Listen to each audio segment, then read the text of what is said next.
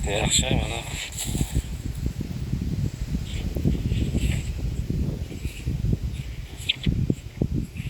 ekinlarni yetishtirish 90 kun davom etadi. Yetishtirish jarayonida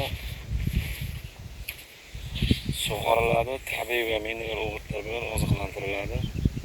Ushbu loyihaga 20 ta dehqon xo'jaliklari biriktirilgan. Har bir dehqon xo'jaliklari uchun o'rtacha 0,50 gektardan yer maydonlari to'g'ri keladi.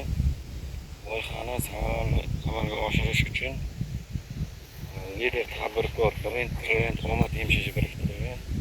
Ushbu loyiha bo'yicha har bir hektaridan 35 tonna, jami 10 gektardan 350 tonna hosil yig'ib olinishi rejalashtirilgan.